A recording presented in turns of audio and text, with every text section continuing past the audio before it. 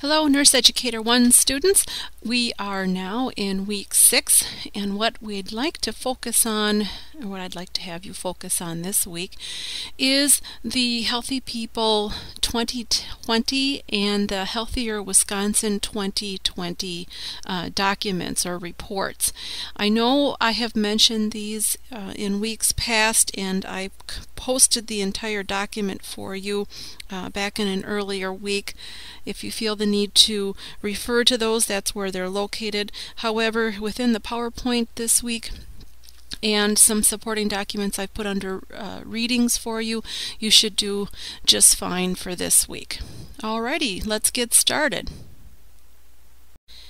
Our devotion for this week is something that is, I chose, it's talking about the future. Now, as you have been reviewing the Healthy People 2020 documents, you may have sensed that our world is not optimal. And I didn't want people to get discouraged and think that this is such a huge problem and the world is out of control and it's so big, what are we going to do about it? So I chose something from my book that I have on the future. And it starts out with a verse I think a lot of us are familiar with. It's from Jeremiah 29 verse 11. I know the plans I have for you, declared the Lord, plans to prosper you and not to harm you, plans to give you hope and a future. The second reading is from 1 Peter 5 verse 8.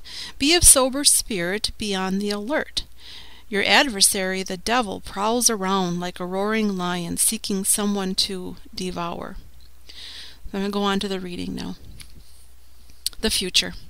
I know the plans I have for you, plans to prosper you and not to harm you, plans to give you hope and a future.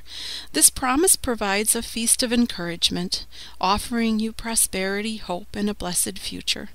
Because the world is so fractured and full of pain, people tend to think dark thoughts and feel hopeless about the future. Unless you stay alert, you are vulnerable to such thoughts and feelings too. This makes you easy prey for your adversary, the devil, who prowls about like a roaring lion seeking someone to devour. I gave my body on the cross to provide eternal nourishment for you, but the evil one wants to devour you. The contrast is crystal clear, and the stakes are immeasurably high. Mankind has a voracious appetite for finding out what the future will bring. Astrologers and fortune tellers capitalize on this lust to peer into secret things, things that belong to me. However, to feast on me, you must live in the present moment. This is where you can encounter me and enjoy my presence. As you come to the table of my delights, be sure to bring your fork of trust and your spoon of thankfulness. Take plenty of time enjoying me, and your soul will delight in the richest of fare. So 2 verses to close our devotion this week. From Deuteronomy 29, verse 29. The secret things belong to the Lord our God, but those things which are revealed belong to us and to our children forever, that we may do all the words of this law. And from Isaiah 55, verse 2. Why spend money on what is not bread, and your labor on what does not satisfy? Listen to me, and eat what is good, and your soul will delight in the richest of fare. So hopefully, just to remind you that our Lord is omnipotent, and that He has every day, every moment, every second of our lives in His hand, and our best interest is truly what He has highest in His interest. Our learning objectives for this week, we're on slide 3, are geared specifically towards you as the nurse educator student. I know you all have heard of the Healthy People documents, and you have some familiarity, maybe not with the 2020 version, but with the other ones. But now I want you to focus on these from your professional role as the educator of our future nursing students, future nurses. So, objectives for this week. First one, increase your working knowledge of the historical origin and underlying precepts for Healthy People Initiative. We're going to cover that just very briefly. It's truly in a PowerPoint that I've listed for you under readings, and I mentioned in my email that I want you just to go over that and familiarize yourself, and feel free to use that in your education of students in the future. That's not mine, and it's just a document that I found out on the internet, and it's something for you to put in your toolkit. Okay, so second one is increase understanding of the applicability of the Healthy People 2020 initiatives to your role as the nurse educator. Third one, increase understanding of importance of incorporating the Healthy People 2020 initiatives into education of nurses. And lastly, increase knowledge of how to incorporate the Healthy People 2020 key constructs into student learning plans. So that's where we're going to go this week. And why is it that we're specifically focusing on this for you right here in your very first semester in learning to enter into the profession of a nurse educator? It goes back to the National League for Nursing's Hallmarks of Excellence in Nursing Education. Specifically this one.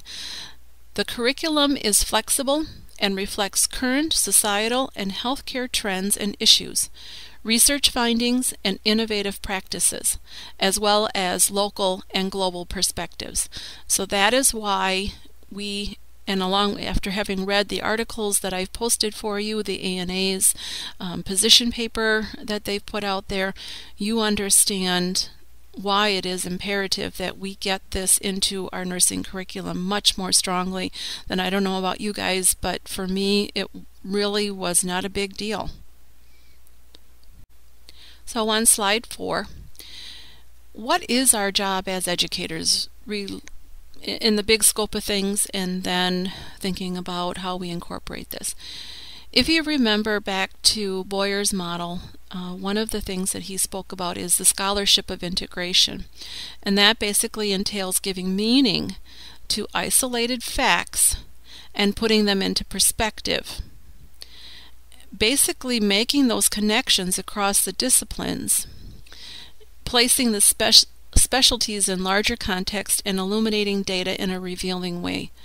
So what we need to do is help our students see the big picture without it being so overwhelming that they get lost. They just shut down. So if we make those isolated facts, and we'll go over that a little bit more in the next few slides, but helping them make the connection to what it is that they do at the bedside of the patient, wherever that bedside might be, whether it's in the home, out in a community setting, or if it's in the acute care setting, or one of the the subunits on the acute care setting. So how can they understand where the Healthy People initiatives, national and statewide, actually play a role in what they do in that everyday thing? So research on learning truly indicates that students construct their learning based on what they know. So we not only have to show them how to incorporate these things, but we have to do it in such a way that it is foundational and they build on that and they actually use it when they are out there in the practice setting. And we want them ultimately to develop competence and to have that spirit of inquiry. And they need that deep knowledge base and conceptual frameworks to really organize their knowledge to the level, deep knowledge, that they actually can take it out of their pockets, so to speak, in the moment when they need it. And just the same as they take out their stethoscope or they take out their pen, that we really have these key constructs from these documents, these initiatives, in their pocket for them to use. As I mentioned in my email earlier today, I actually got an email as a member of Wisconsin Nurses Association. It was an invitation to join an upcoming webinar. And here it is from Margaret Schmelzer. She is the director of the Department of Public Health, and she is going to be talking about the Healthiest Wisconsin 2020 document and how we can aligning and engaging Wisconsin nurses in protecting and improving health for all. And this is something that, as I mentioned, I'm hoping to see if I can get a copy of this, a digital copy of this recording, and make it available to you. As a member of the Education Council, I'm hoping for having a little pull, and if I can, I'd like to have this shared not just with you guys, but I'd like to have it shared to all the nurse educators out there.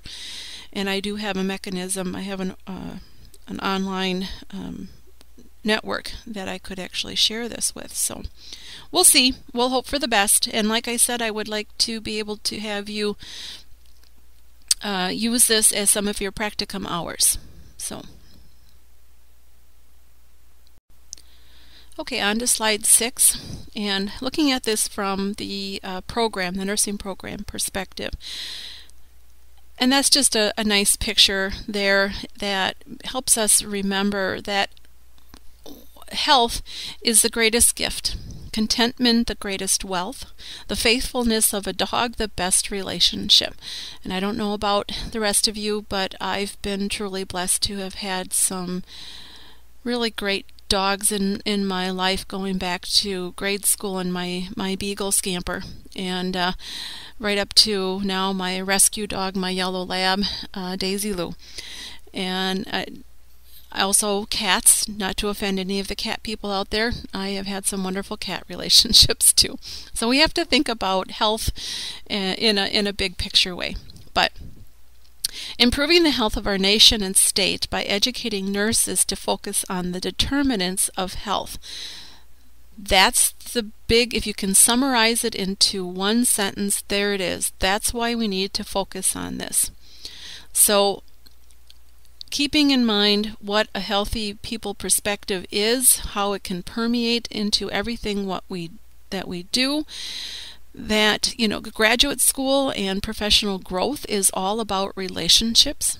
And you will note that as we go through this, I'm trying to model for you that we're not using great big large words and lots of stuff that's going to make us sound smart. We have to realize that our students, we don't want them to shut down.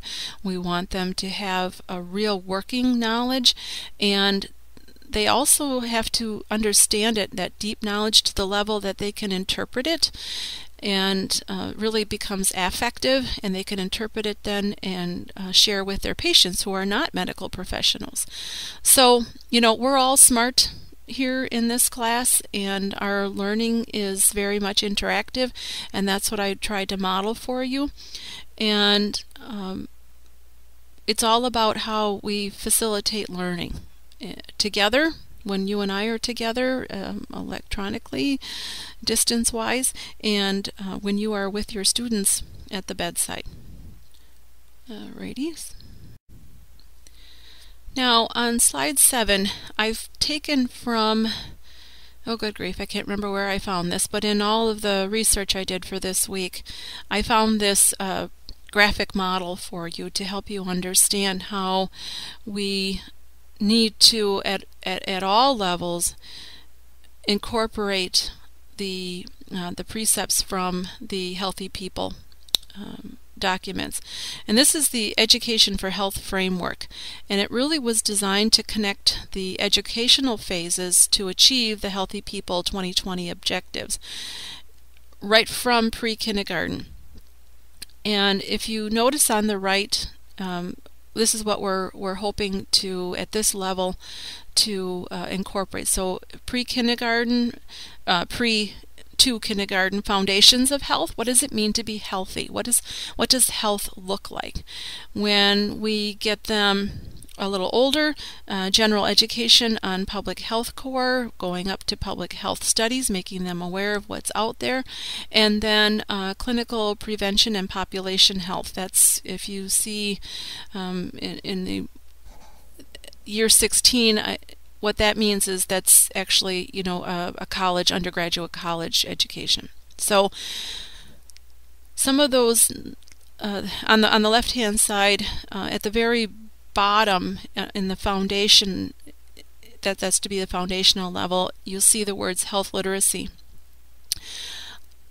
In that PowerPoint that I put for you to look at, that talks about the Healthy People 2020, well, actually the Healthy People documents and where they came from, they talk about we'll never achieve any of what we've set out as the overarching goals for that if we don't work on health literacy. And so that's why that is foundational here. And I realize that that PowerPoint is written from a medical doctor perspective, but you and I know that where do patients get their health education from, and that is from the nurse. And so what I wanted you to get out of that, it just so strongly spoke to me about why we have got to focus on health literacy, and in order to accomplish any of these goals. And they have finally, we'll get into that in slides coming, but they have finally figured it out that that is the basic problem, and we've got to work on that. So, and again, you'll see at the top there, evidence-based thinking and practice. Those should be words that are very familiar to you. So we'll move on. I guess, well, the other thing is, you know, undergraduate public health education is described in, there's an accompanying article with some of these documents. You don't have to worry about that, but is built on the Institute of Medicine recommendation that all undergraduates should have access to education in public health. And it goes on. This recommendation was based on the contention that public health is an essential part of the training of citizens. The Educated Citizen and Public Health Movement, a joint effort of public health and arts and sciences organizations, has actively engaged 4-year and now more recently 2-year colleges in developing core curriculum, integrative coursework, and service learning in public health. Right into their curriculum is what they're meaning. So, Institute of Medicine report, again, I know I keep coming back to that, but that should be making you realize how important that document is, and how the radical call for transformation in nursing education was built on that, and how we need to respond to the precepts in there, and including more curricula, core curricula, and coursework and actual practice in public health is imperative for us to accomplish.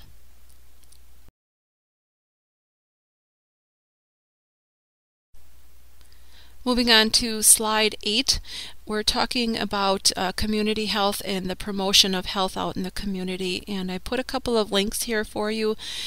If you wanted to go out and look through these sites more on your own, I wanted to make sure that you had those. And that is the Healthy People 2020, the national document, and then the Healthiest Wisconsin 2020.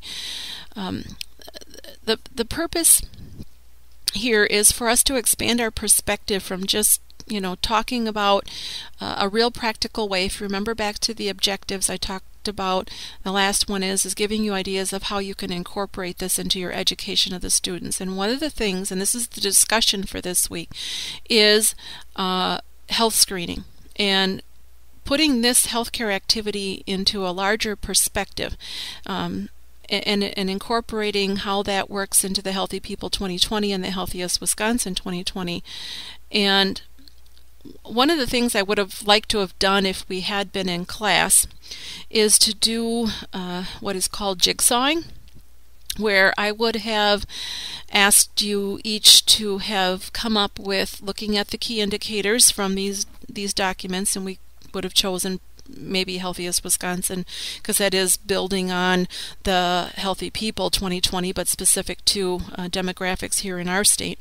So probably would have made more sense. I would have had you look at what are some of the objectives and some of the key indicators. What are the major health issues that are in that document, and choosing what you think to be the top 3 of those, and write them down. And then we would have shared with each other and come up with a huge list at that point, or maybe there'd been considerable impact. It just depends on basically where our area of practice is, each of us, and that would influence our lens that we look at this document, and be based on our interactions with patients and what we see. And so this is something that I would encourage, if you are going to introduce this into your teachings with students, is to, number one, if you think about the knowledge, skills, and attitudes, is for them to increase their knowledge. So have them go out and research the documents so they become familiar with this. Have them come together and discuss, and then have them develop something that would be perhaps a teaching paper, or how they would develop a set of questions that they could ask with, and to get dialogue going with the patient with a specific health condition.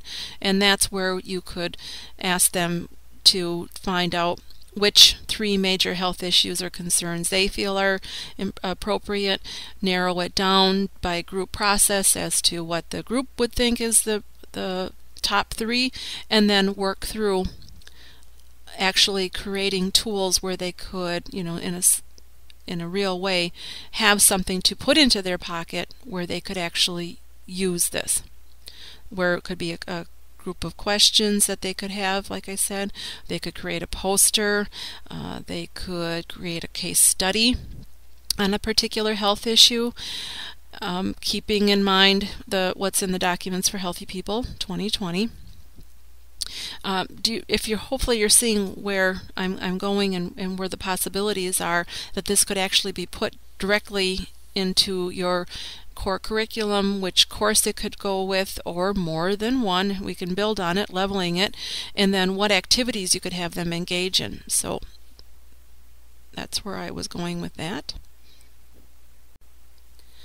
This diagram, this schematic here, may be familiar to you. This is probably the document that you saw in your educational program.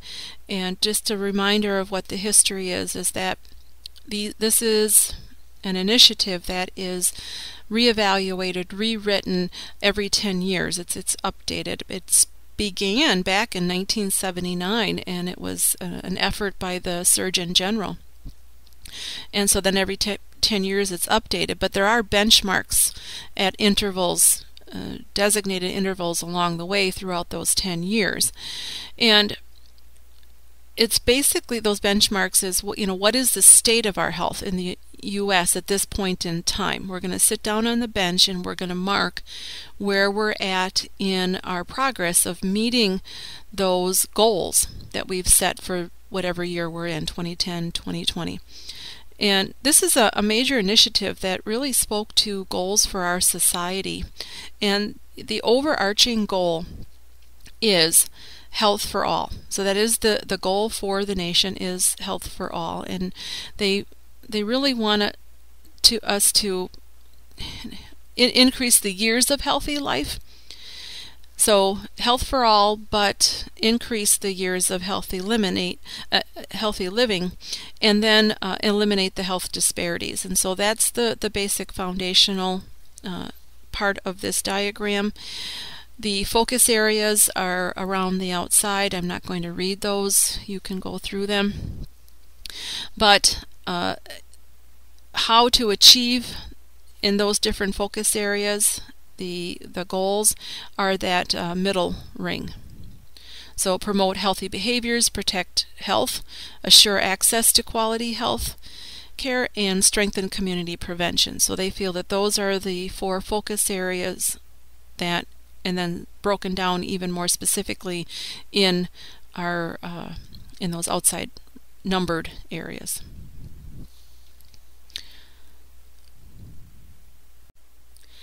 Now this model is discussing the it's an action model for achieving the Healthy People 2020 overarching goals.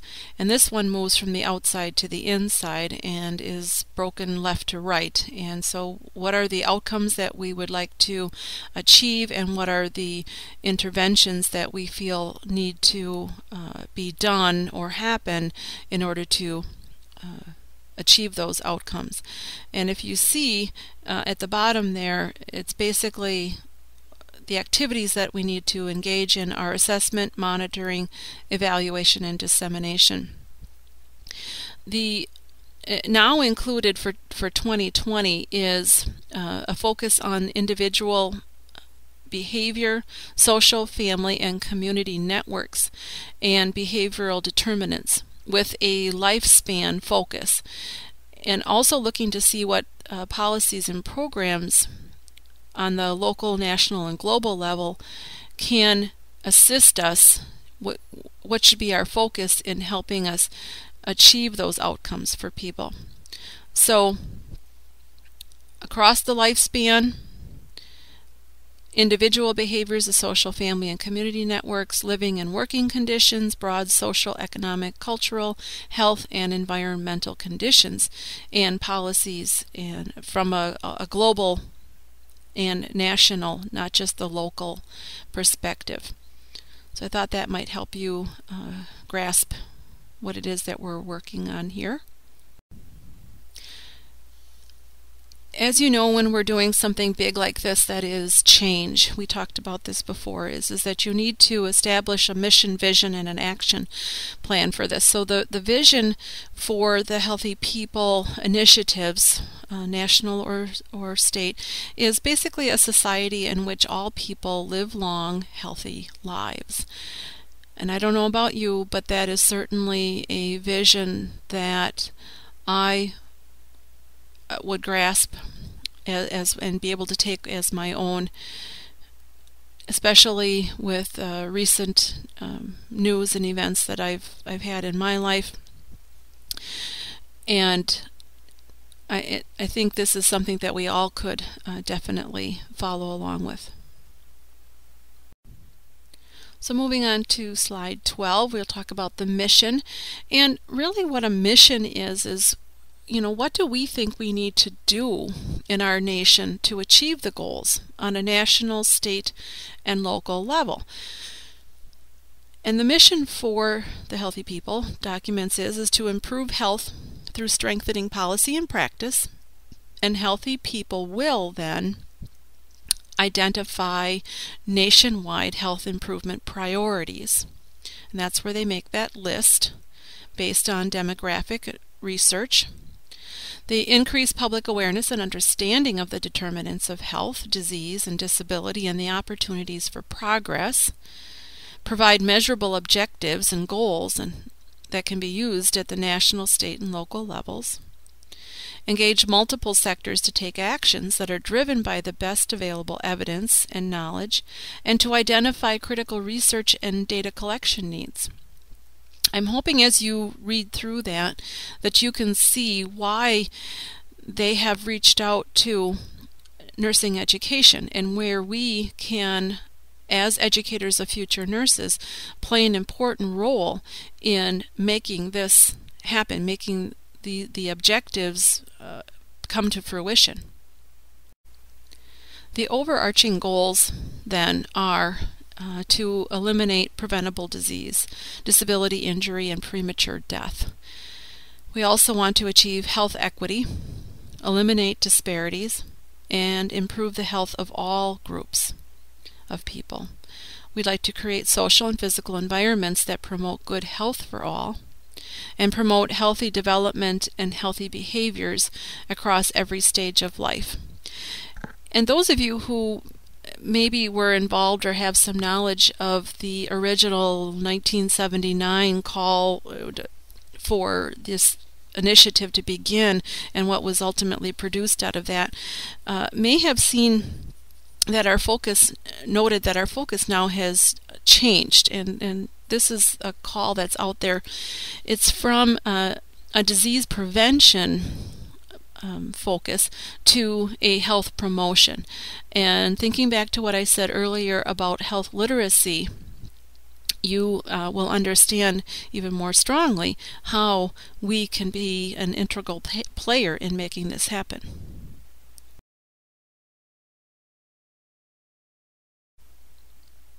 So, what is the definition of health promotion? And the little guy there on the right, he's going to trying to make something happen in his computer. He's just going to bang it over the head with a mallet.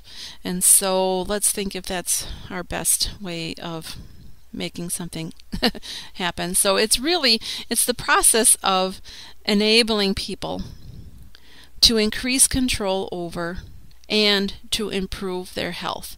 Now, that was put out by the World Health Organization back in 1986, and yes, this may be a more than 30-year-old saying, but it still really applies, that people need to be changed in order for them to change their behavior. Away from health behaviors that negatively impact them to those that are positive. So moving to healthy people and health promotion as public policy in the United States, has not been an easy process.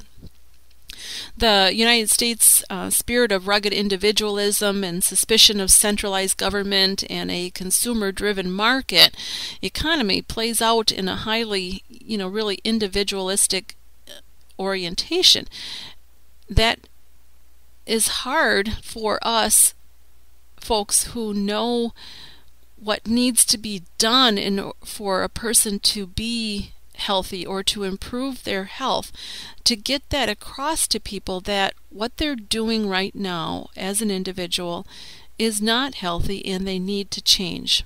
So that's our challenge.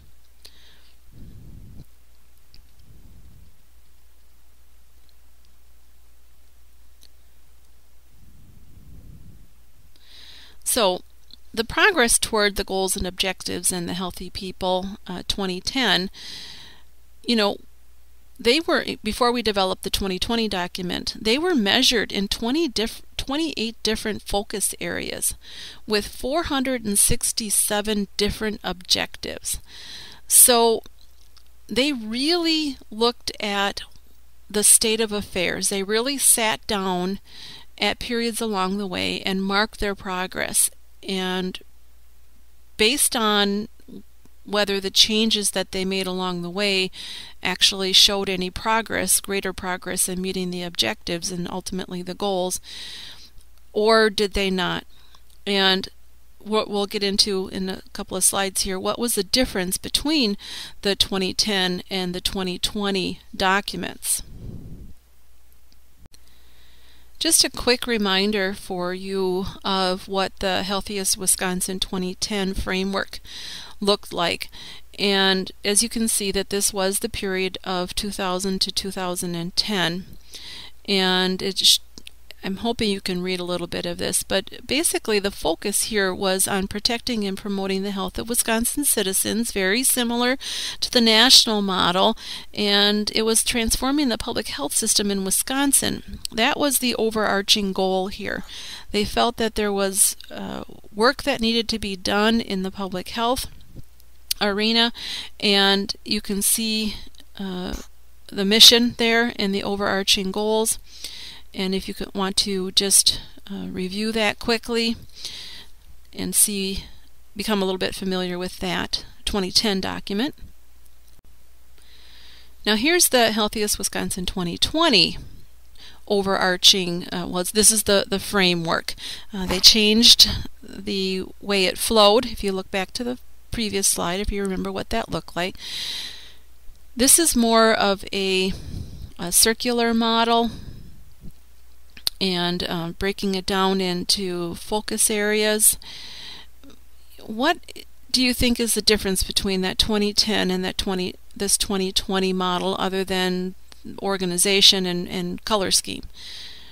What stands out to you? and I think I mentioned it earlier, is that the focus in 2010 was basically on the individual behaviors. And now in 2020, it is more on the infrastructure along with the individuals.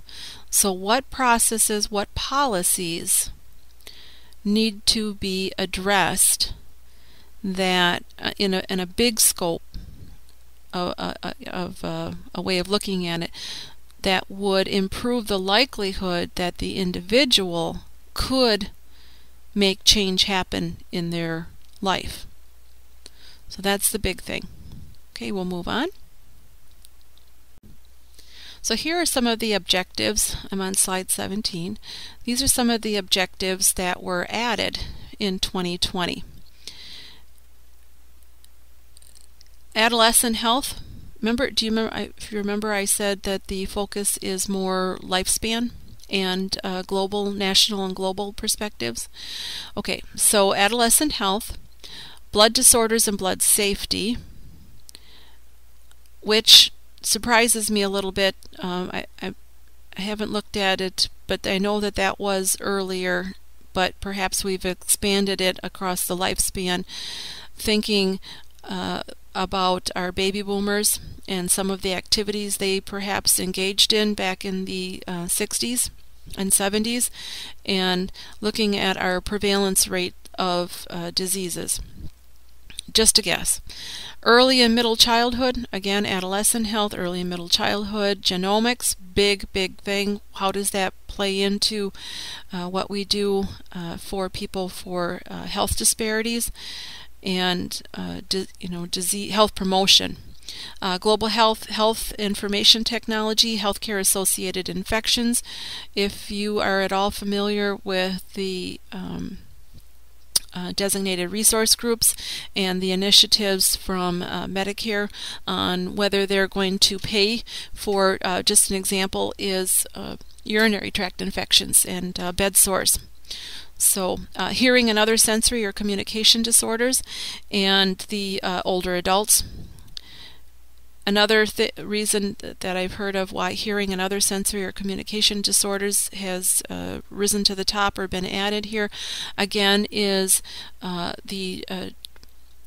looking at the population of who is being covered here, lifespan, and the influence of loud music, and there's a greater hearing loss rate in our population right now.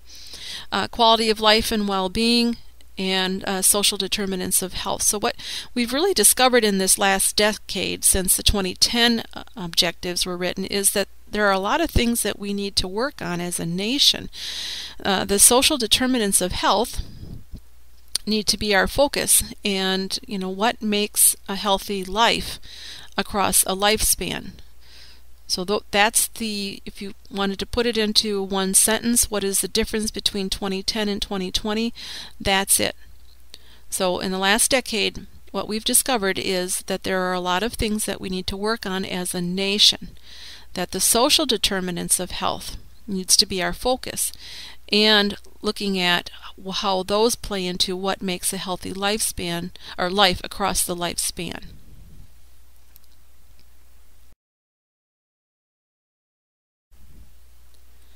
Now, community-oriented health promotion. You, as a nurse educator, know that the focus or the time of caring for patients is not as strongly the acute care setting or just the long-term care setting. We really have to drive home, and you heard it before, the initiative is to include more public health, community health, education, because that's where we're taking care of our patients. So, community-oriented health promotion. It's a process by which a defined population's health problems are systematically identified and addressed. It combines primary care, epidemiology, and public health. And if you as a nurse educator do not begin to focus on these determinants of health, these leading health indicators, when you're teaching students, the health of our nation's people will not improve. We have to look at the fact that costs will continue to escalate with no end in sight. If we only focus on what we have always done, we will never get any better, and costs will continue to escalate and be out of control. So it's for us to not just teach them the specific hospital-based care. We truly have our patients under direct care for such a brief period of time in the acute care setting. We have to teach them how to assume their care and continue on that health and wellness continuum after they return to home. So we have to basically think about how it is that we're going to empower our patients. And the way that you as a nurse educator can do that is to empower the students to be able to teach.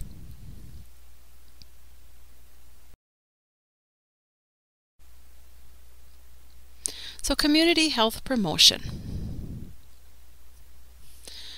Preservation and maximization of human capital by offering health-preserving and social practices that result in avoidance of disease.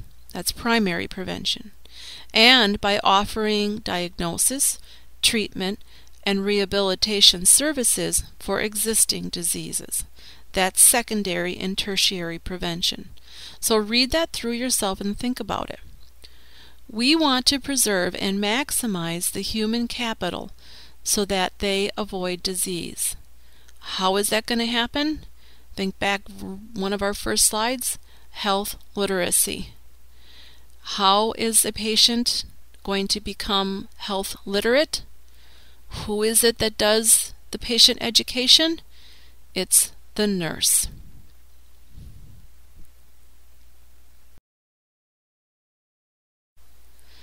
Slide 20, we'll talk a little more about health promotion.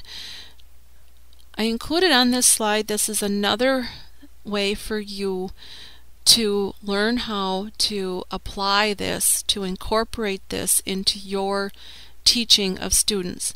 My suggestion is that in post-conference, you can have the students address these 3 questions related to patients that they took care of that particular day. So, 3 important questions to keep in mind as you develop students' practice in this area. What health areas can people deal with effectively in the context of their everyday lives?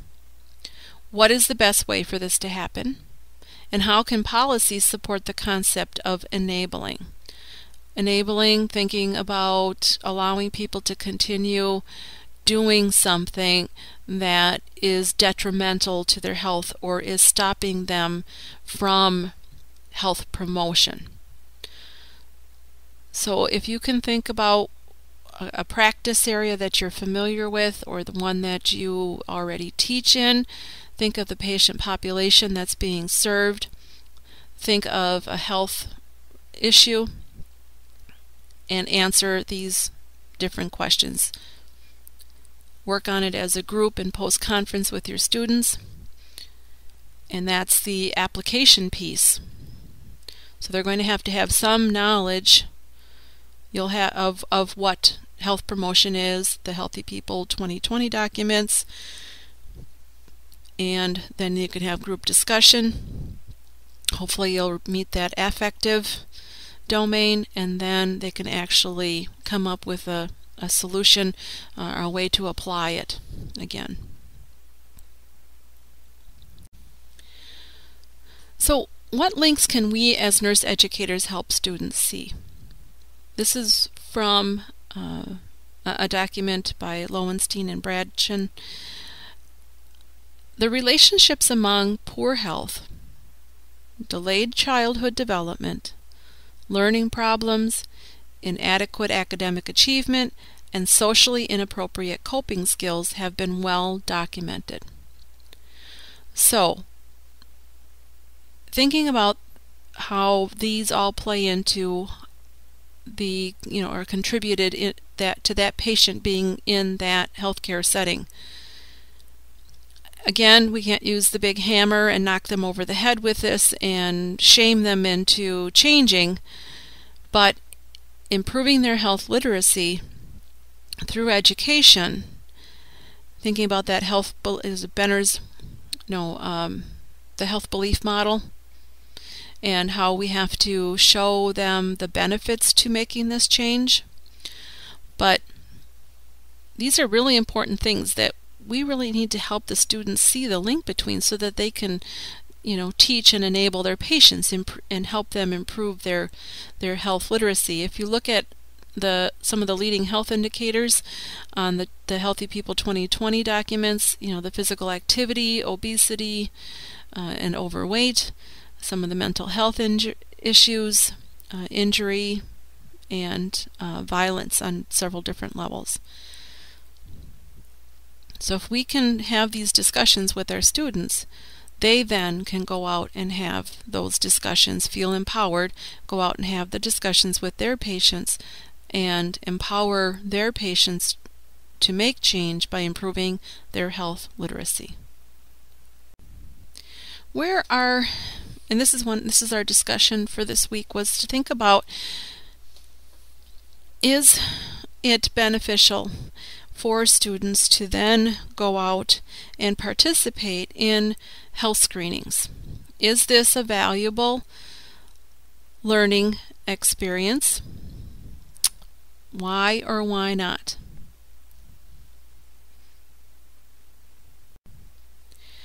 So when the student is out there at this health screening, what can be learned while they are there?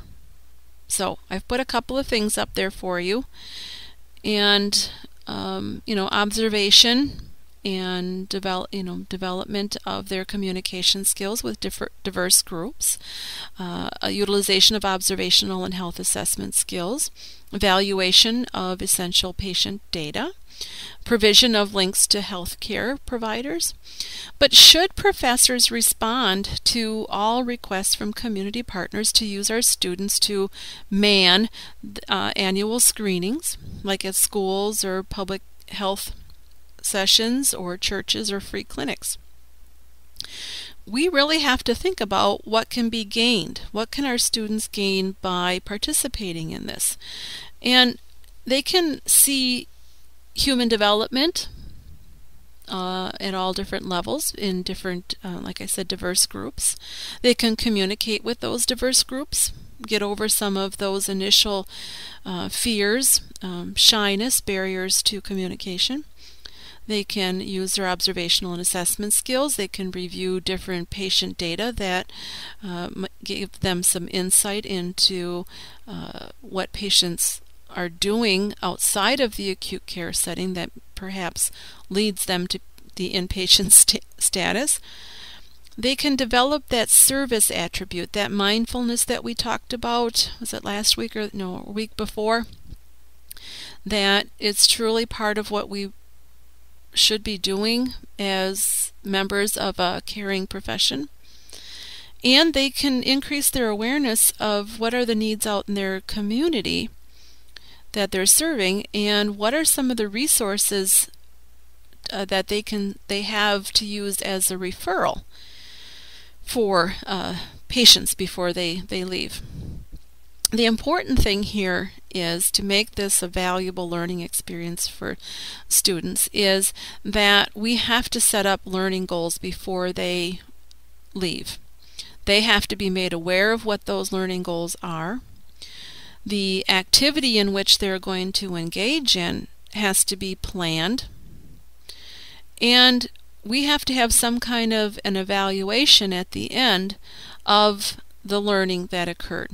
And this is quite often best achieved by having a debriefing session. And you really do need to build that right into your plan for the activity. There are things that students may see that can make them uncomfortable. We're taking them out of their comfort zone, and they need to talk about this so that perhaps a perspective on what was going on that never occurred to them can be shared by you or by another student who maybe is a little more familiar with the environment. I'm thinking of a homeless shelter and a screening that is going on there, taking them to a health screening or at, say, an inner city school. So thinking about something like that. So, it's really not about the students going there and doing, 300 blood pressures or giving, each of them has the chance to give 50 flu vaccinations. What do you expect them to gain from this activity? And you need to tell them so that, and we've talked about this before, that once students understand what the expectations are of them, they can look for the chances to meet those expectations. They become involved, and this is the student-centered learning activity. They are involved in creating their new knowledge, building their learning. It just helps them focus their thoughts and make the most of the time that they're there. And we have to be so careful that we can't just send the students somewhere and hope that something good happens. When you are asked to participate in a community health screening like this, you need to ask of yourself, what's in it for your students?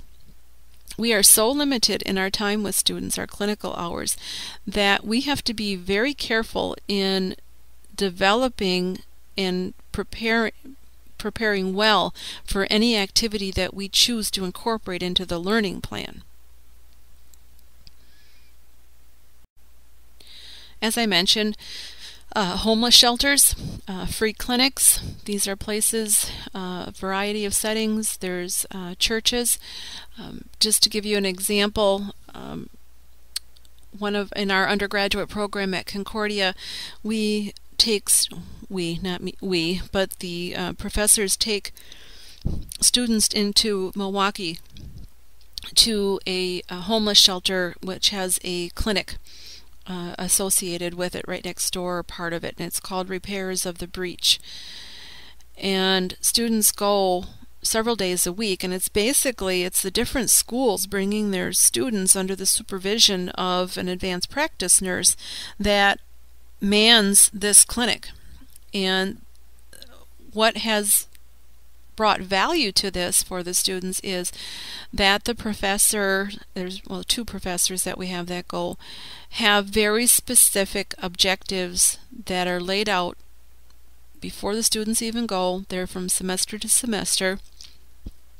The students are fully aware of what it is that they're going to be doing, and the activities while they are there are very much conscripted. They're there for X amount of hours. They have rooms that they use to meet with the patients. They have the equipment is all there. It's all in working condition. In fact, as the director for undergraduate, I actually assisted in helping the lead professor for the course develop her own set of equipment that went with them at beginning of the semester, came back with them at the end of the semester, was there on a routine basis for the students to use. So we knew that when the students went there, they had working equipment and their time was not going to be wasted, and also we were truly going to be able to serve those that walk through the door seeking assistance with becoming well. Some other things that I've taken students to help with is like 3-year-old kindergarten screening, and that involves height and weight, vision screening. We've done flu clinics. When I was at UW-Madison, we manned the flu clinics every year. That's basically who gave the injections, and that's the manpower that was used, and it was counted on every year. Now, here's something to think about. One time, I don't know, a couple of years ago, the flu clinic was set up at in the commons area of 2 of the dorms, and it was scheduled right during a playoff game at the Kohl Center, which was just a couple of blocks away. And we were so shocked that here I was there with 8 students. We had all of these syringes filled and ready to go, and we had like 5 people show up. And it was so disappointing. This was my time. It was I think we started at like 6 o'clock and we ran until 8 o'clock or so. And we had like 5 people show up, and we just didn't understand. We were used to having, 80 to 100 show up. And then we realized, and the Student Health Services apologized. They weren't aware that it was at that time. So just a word of warning. Think about that and check into those things and have conversations with those in running it so that you don't run into problems like that and time is wasted.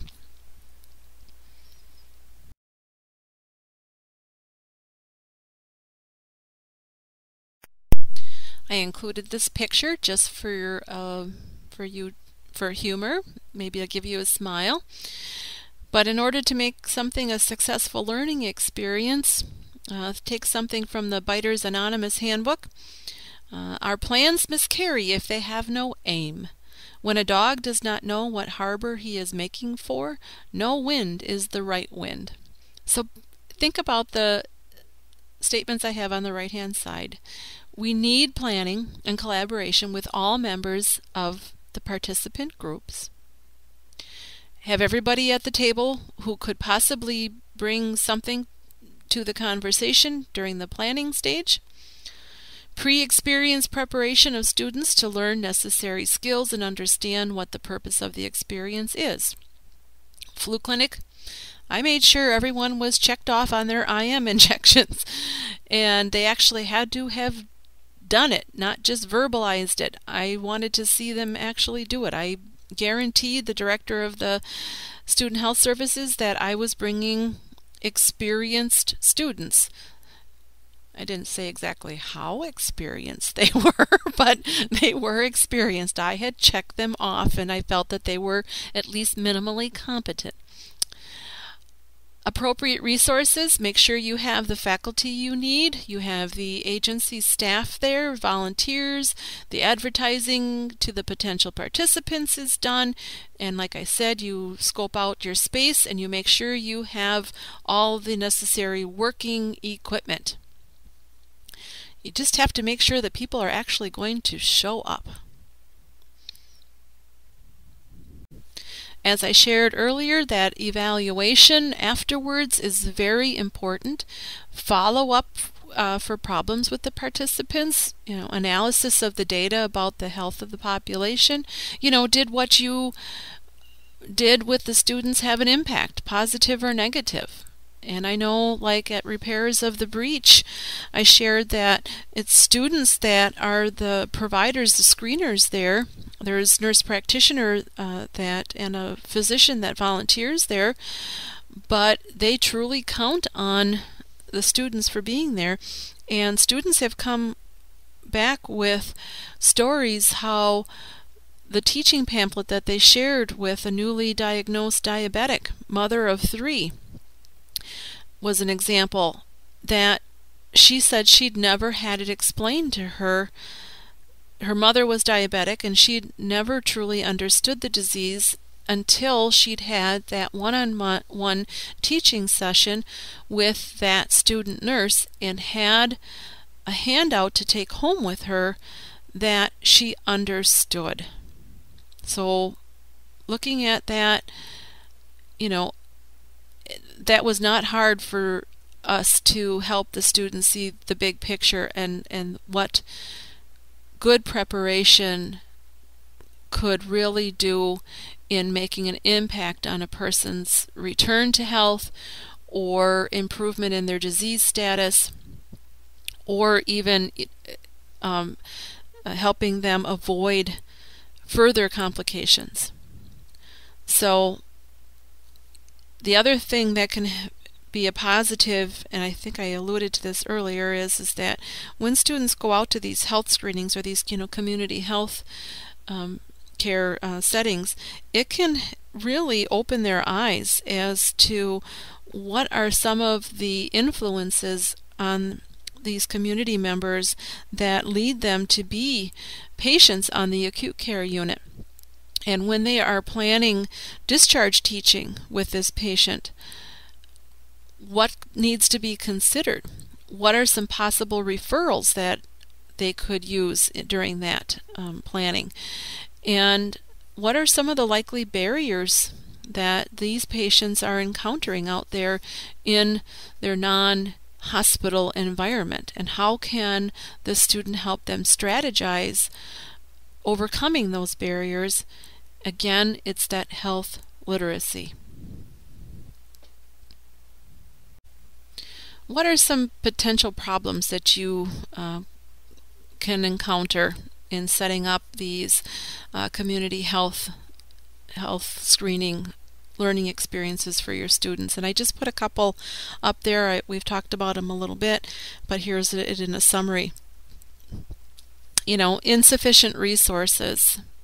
That can be not having enough blood pressure cuffs, not bringing along enough handouts, bringing along equipment that you have to make sure that it's actually in working condition, you have enough of it. Is it the right kind for the intended participants? Did you have a method for documentation and writing referrals? Did you have information sheets or teaching sheets to give out? And something so simple as, do the students know where they're going? Are there safety issues that you as the professor planning this need to consider? Who's carrying the professional liability for this? What if we send or we suggest to a patient that they follow up, that we make a referral, and that doesn't happen? Is there a safety net out there once we walk away? How is it best for students to actually get to the site? Now, it's not happened to me, but Dr. Gressley shared that she, on more than one occasion, when she was the dean and the chair of the nursing program, received telephone calls from parents of these adult students concerned that their student was sent to an inner city clinic, homeless shelter, and ended up getting lost and being in a rather rough part of Milwaukee, and called home to the mother for directions on how to find their way out of, I don't even know where they were in Milwaukee. And the mother got quite upset, and the father actually got in, he worked in Milwaukee, and got in his vehicle and went and found her. And here she was more than 100 blocks away from where she was supposed to be. And how frightening for that student and those parents. And so we need to do a good job of, in the planning stage, of making sure that people are getting there safely.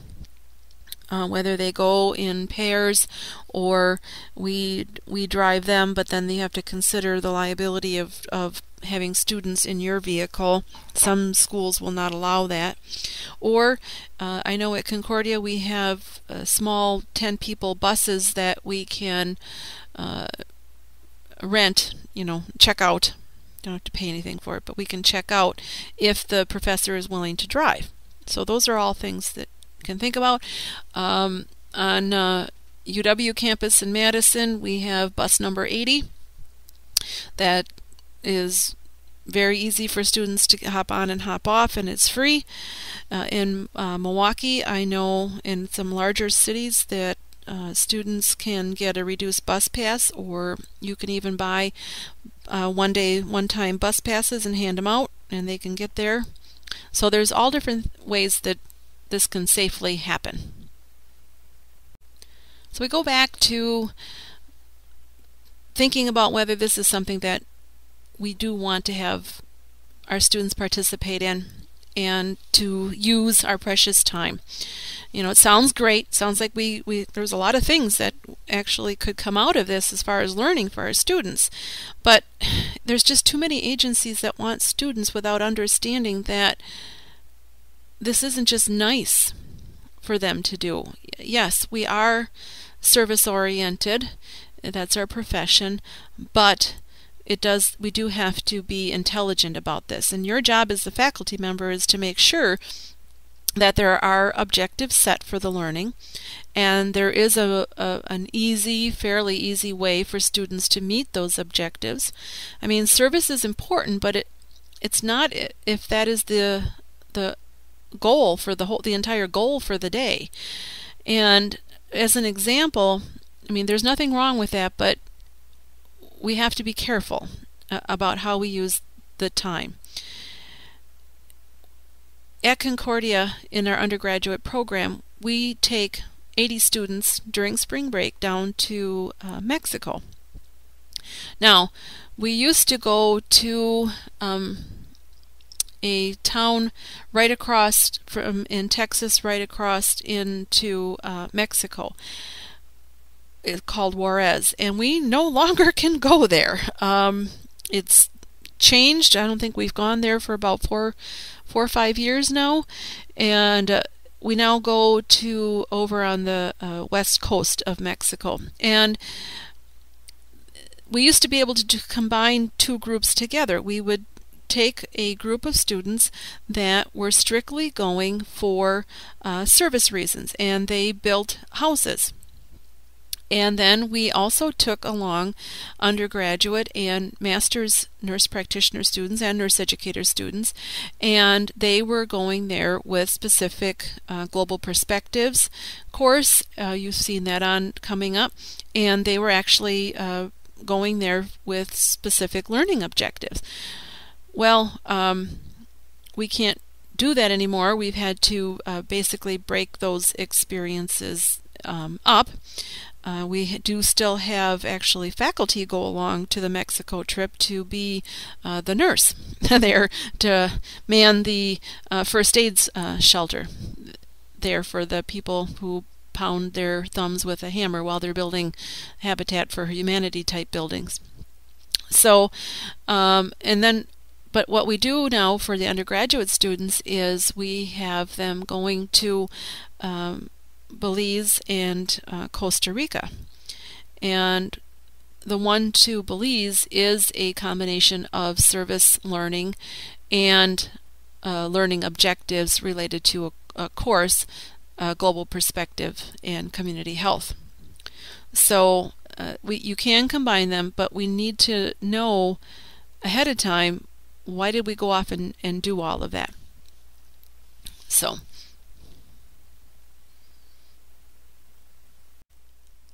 we're almost to midterm here. You guys have made it over halfway through. There's no midterm exams.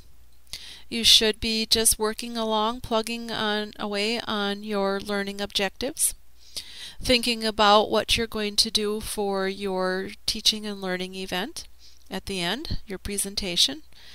And just to give you a little bit of a warm fuzzy is something from the Siberian Husky proverb. Seeking God is like finding a path in the snow. If there is no path, begin to walk. Look back, and there is your path. Now continue walking. And I always like to keep in mind that our walk is with the Lord, and as you go through life, let this be your motto. So everyone, take care. Hope you're having a good week, and may God bless.